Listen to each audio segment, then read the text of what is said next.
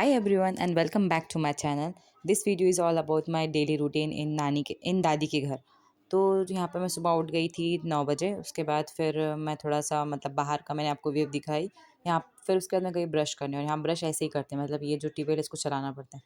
फिर थोड़ी देर के बाद मैंने बनाई चाय अपने लिए। चाय पीने के बाद जब मैं उठी तो मैंने देखी जो दादी है वो यहाँ पे आलू की भुजिया काट रही थी, मतलब वो ऐसे ही काटती है यहाँ पर।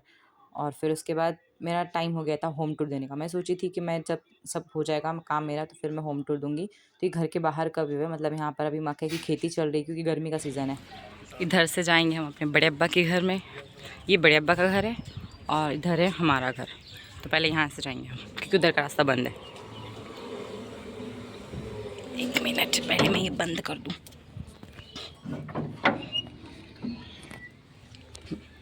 ये है बड़े अब्बा का छोटा सा गार्डन। यहाँ पर है आम का पेड़ और ये है उनका घर। अब मैं आपको घर के अंदर नहीं दिखाऊंगी। बेसिकली यहाँ पर एक रूम है, यहाँ पर इधर साइड किचन, और यहाँ से फिर ऊपर टेरेस पे जाने का रास्ता। इधर वॉशरूम एरिया है, और ये जो मैं आपको दिखाई थी रूम अभी जो बड़े अब्बा का दवा खाना है वो ये रहा, ये है वो। फिर अब जाएंगे हम अपने घर। अपने घर में आपको डायरेक्ट ये वाले रास्ते से लेके जाऊँगी। ये एक बीच का रास्ता है जो हर एक भाई के घर में खुलता है। और अगर मैं आपको अपने घर का स्टार्टिंग से दिखाऊँ तो ये मेन गेट है और यहाँ से हम एंटर होते हैं। ये साइड वॉशरूम है। और एक इंटरेस्टिंग चीज़ मुझे दिखाने की, यहाँ पर नल ऐसे होते हैं, मतलब आपको यहाँ से पानी निकालना पड़ेगा, फिर इसमें से पानी आएगा। इसको हम लोग बोरिंग बोलते थे वहाँ पर, लेकिन यहाँ पर इसको बोलते हैं ट्यूबवेल। फिर ये पानी ऐसे ही भर के स्टोर करके यहीं पे आपको नहाना है, सब यहीं पर करना है। फिर ये है हमारा घर। ये मेरी अम्मी है जो बीच में आ रही है। और ये हमारा घर। इस घर का लेआउट और उस घर का लेआउट काफ़ी डिफरेंट है। तो जैसे ही हम यहाँ से एंटर होंगे तो ये है एक हॉल। यहाँ मेरा भाई सोया है, ये हॉल है। और फिर यहाँ पर 3 रूम है। ये फर्स्ट रूम है, यहाँ पर मेरी बहन और अब्बा सोए हैं, मैं उनको नहीं दिखाऊंगी।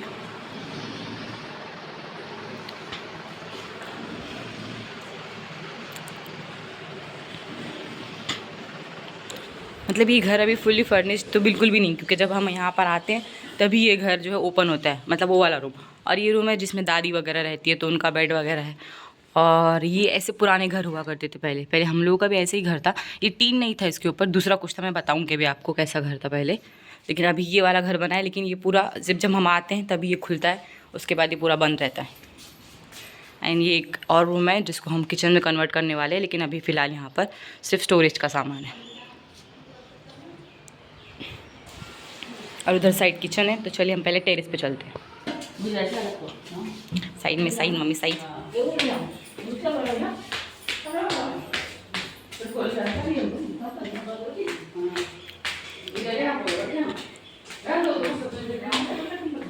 और ये है हमारा टेरेस। इसके ऊपर भी अभी रूम वगैरह बनेगा अगर बनाना हुआ तो। ये रहा बड़े अब्बा का घर जो मैंने आपको दिखाई थी। ये हमारा घर। हमारे घर के आगे कुछ ऐसा नज़र आता है। और उधर साइड है मेरे चाची का घर। चाची का घर तो अभी तक बिल्कुल, मतलब सिर्फ अभी जो कलर वगैरह वो सब बचा हुआ है, अभी सिर्फ थोड़े से ही काम हुआ है। जैसे ये वाला घर है। और हर एक घर में इतना सा डिस्टेंस है, मतलब इधर से अब्बा और चाचू के घर में भी इतना ही डिस्टेंस है, और उसके बाद बड़े अब्बा और जो हमारा घर है उसके बीच में भी इतना ही डिस्टेंस है। और हर एक के अंदर से ही दरवाज़ा है। देखिए ये इतना सा डिस्टेंस है। अब हम चाहते नीचे चाची के घर में।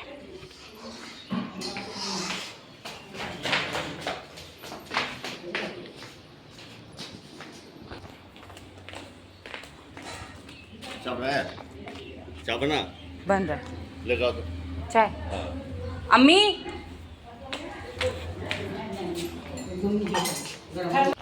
और यहाँ पर था पहले हमारा दादी का घर, जो कि उस टाइप में था जैसे वो पीछे दिख रहा है आपको घर, वैसे था।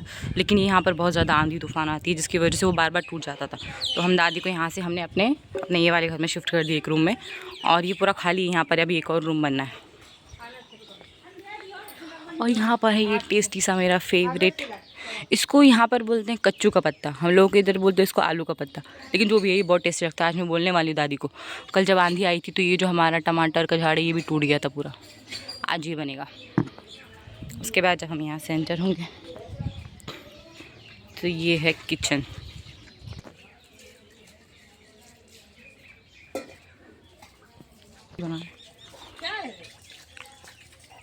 वीडियो बना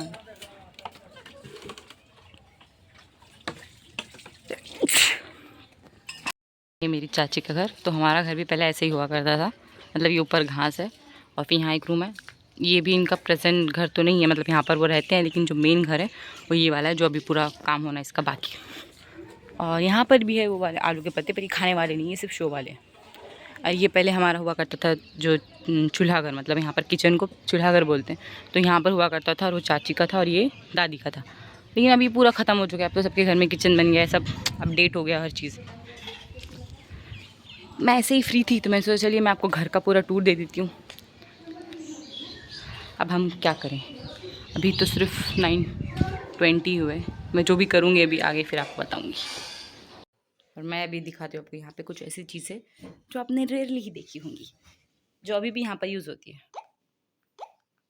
ये तो शायद पोपी का मोबाइल है। ये टॉर्च जो अभी भी यहाँ पर यूज़ होता है अक्सर। और ये पंखा, मतलब ये आपको हर एक बेड पे तो दिखेगा ही, जैसे वो बेड पे भी आपको दिख रहा होगा, वहाँ पे भी रखा है। मतलब यहाँ पर फ़ैन, हम 2025 में रह रहे हैं लेकिन फिर भी यहाँ पर लाइट का कोई भरोसा नहीं, तो ये पंखा जो है हमारा लाइफ सेवियर है। ये पंखा भी यहाँ पर होता ही है। यहाँ से दिखाऊंगी अभी, यहाँ से मैं आपको दिखाऊंगी अभी पूरा हमारा गाँव। तो ये हमारे घर के पीछे का एरिया है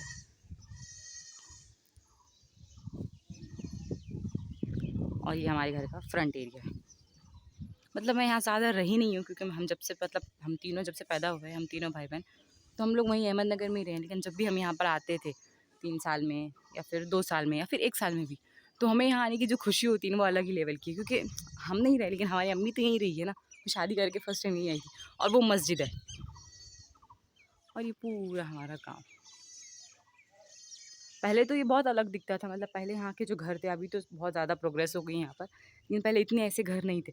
पहले सारे जो घर थे वो इस टाइप के थे, जो सामने दिख रहे हैं आपको, ऐसे घर थे। तो ये दिखने में और भी ज़्यादा खूबसूरत लगता था। और ये है हॉर्लिक्स, जो मुझे अम्मी ने ला के दी है अभी खाने के लिए, क्योंकि मुझे पसंद भी है और उसकी ज़रूरत भी फ़िलहाल अभी तो। और मेन रोड जो है वो यहाँ से स्टार्ट होता है, जो बीच का रास्ता देख रहे हैं आप, यहाँ से मेन रोड स्टार्ट होता है।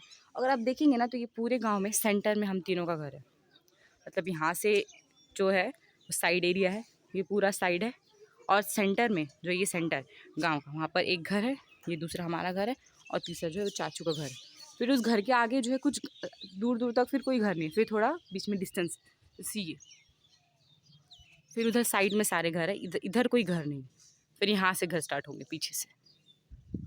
तो ये हमारा गाँव। मैं जब नानी के यहाँ जाऊँगी तो मैं उसका भी आपको वीडियो बना के दिखाऊँगी, वो तो और भी ज़्यादा खूबसूरत है। मतलब पर वहाँ पे इतना हाइट नहीं है, मतलब टेरेस वगैरह इतना ज़्यादा ऊपर जाने की मतलब जगह नहीं है जितनी यहाँ पर।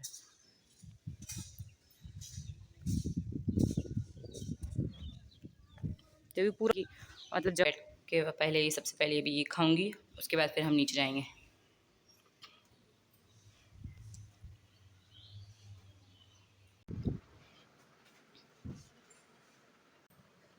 तो ये है यहाँ का special laddoo and this is called खाजा।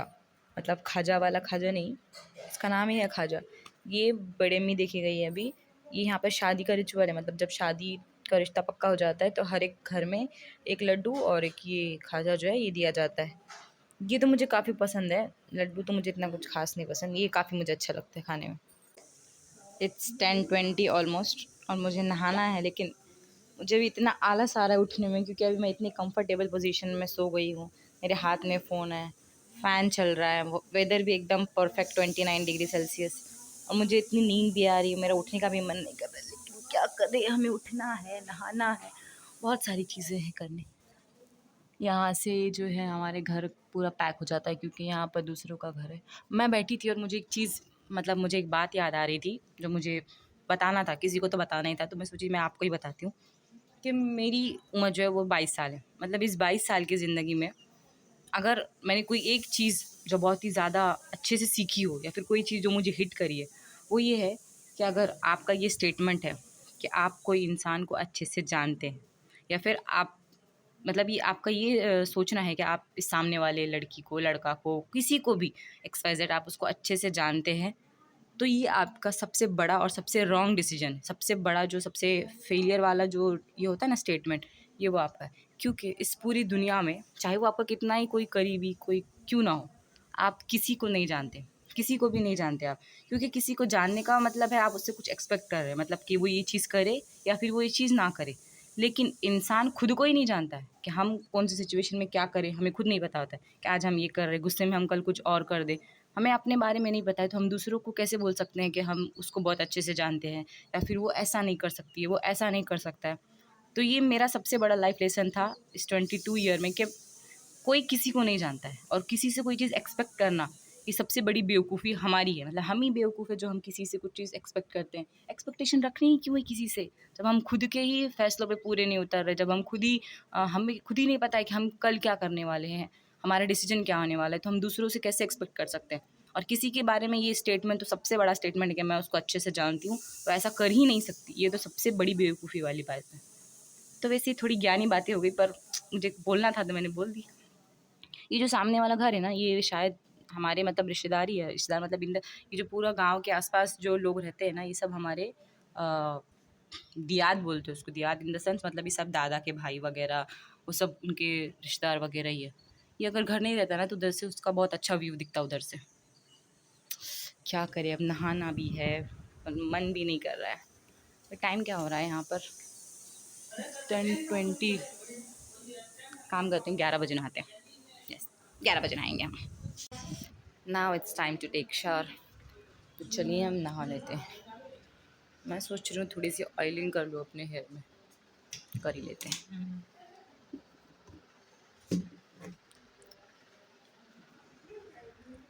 This hair oil I used. अभी हेयर ऑयलिंग करेंगे तो वेट करना पड़ेगा थोड़ा।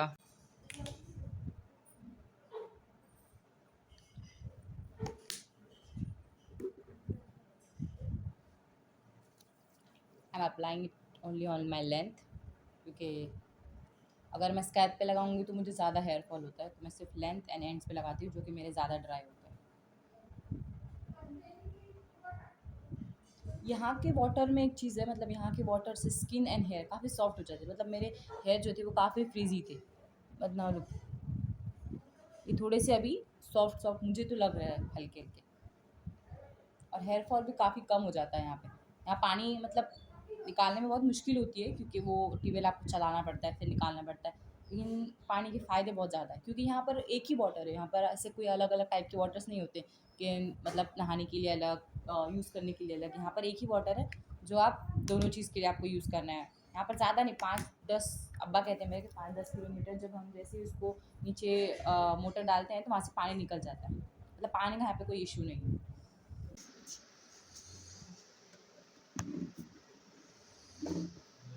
बट है जो बहुत ही पुराना है, ये मम्मी के शायद दहेज में आया था। ये हो चुका है लॉक। अब हम कपड़े किस में रखते हैं? इसमें, जो कि काफ़ी मुश्किल है पर क्या करें, रखना पड़ता है। अब मैं इसमें से कपड़े निकालूंगी। इसमें भी है और कुछ कपड़े मेरे इसमें भी रखे हैं मैंने। मैं इसमें से कपड़े निकालती हूँ। I am wearing this cot set, जो कि काफ़ी ज़्यादा कंफर्टेबल है। दिस वन, ये पहनेंगे आज हम। और यहाँ पर एवरीथिंग इज़ सेट नाउ। अब हम इस चेयर को लेकर जाएंगे वॉशरूम में, क्योंकि वहाँ पर कोई रखने के लिए जगह नहीं है, तो हमें जुगाड़ करना पड़ेगा। फिर हम नहाएंगे आधे घंटे बाद, कि अभी तो 11 भी नहीं बजे हैं, हमें तो 11:30 बजे नहाना है। तो अब तक जब तक मैं और क्या करूँगी। यहाँ पर बेडशीट भी बिछाना था, पर अभी हम थोड़ा और, मुझे एक नॉवेल है जो मैंने कल स्टार्ट किया था, उसका नाम था शायद हमसफ़र आई थिंक, या कुछ तो नाम, मैं नाम भी भूल गई उसका। मुझे वो ख़त्म करना है फ़िलहाल अभी। मैं सोच रही थोड़ी देर में वो पढ़ लूँ, फिर उसके बाद फिर हम नहाएंगे। फाइनली मैं हो गई हूँ नहा के एकदम रेडी। और ये हाथ में मेरे अभी इतना ज़्यादा दर्द हो रहा है, क्योंकि यहाँ पर आपको ट्यूबवेल में पानी चलाना पड़ता है। वो पानी चला चला के हाथ और कमर की तो आपकी पूरी बैंड बज जाती है। मतलब आपको कोई जिम की जाने की ज़रूरत ही नहीं है। यहाँ पे आप ट्यूबवेल चलाइए और आपकी एक्सरसाइज ऐसे ही हो जाएगी। और फिर मैं आ गई थी यहाँ पर दोपहर में दुकान में कुछ सामान लेने के लिए, मतलब मुझे खाने के लिए कुछ चीज़ें लेनी थी, क्योंकि बचपन में मैं बहुत ज़्यादा आती थी।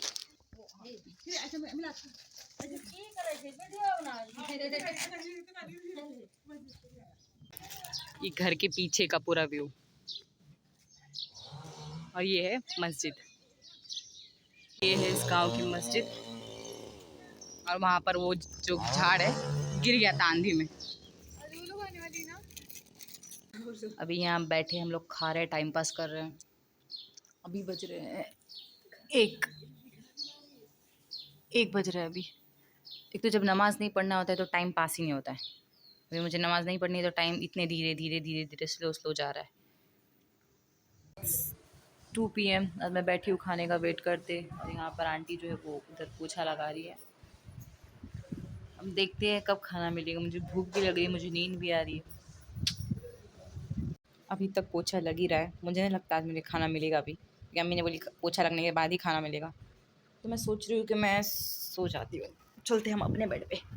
और ये मेरे बेड का डिस्टेंस और इसके बेड का डिस्टेंस एकदम नज़दीक है, क्योंकि ये अभी तो रूम खुला है, इसमें ज़्यादा फर्नीचर वगैरह कुछ भी हमने नहीं लगाया है, बस एक बेड था पुराना वाला, वही है। तो अब मैं यहाँ पर अभी सो जाऊँगी। अब देखते हैं जब मम्मी उठाएगी तो फिर हम खाएंगे। और यहाँ से काफ़ी अच्छी रोशनी भी आ रही है, और यहाँ से तो अच्छी धूप भी आती है। फिर खाने का टाइम हो गया था, तो खाने में थी चिकन, दाल और चावल, जो कि चावल यहाँ पर मैं बिल्कुल भी मैंने खाना छोड़ दिया, क्योंकि मुझे चावल खाया ही नहीं जाते यहाँ पे।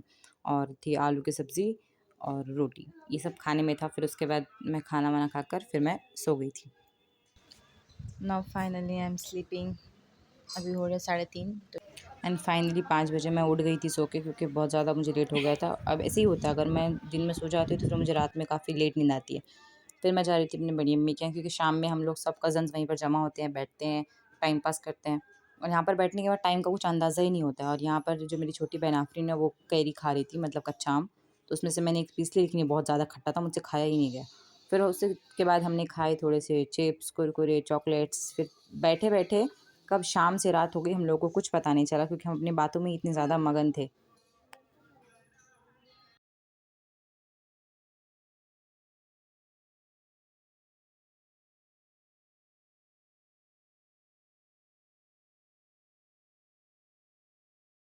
हाय, इट्स 7 PM। तो अभी मैं बैठी थी, तो मुझे सोच रही थी कि मैं आप लोगों के साथ कुछ मेरी स्टोरी शेयर करूं, मतलब कुछ इंसिडेंट्स है जो मुझे शेयर करना था आप लोगों के साथ। तो 1 मिनट। हाँ, अब ठीक है, अब थोड़ा सा कंफर्टेबल हो गया। तो मुझे शेयर करनी थी, तो ये मेरी स्किन की स्टोरी है। मतलब 1 साल पहले, जब एक तो मेरा फेस जो है वो मेरा फेस है ड्राई एंड सेंसिटिव, ये मेरी स्किन टाइप है।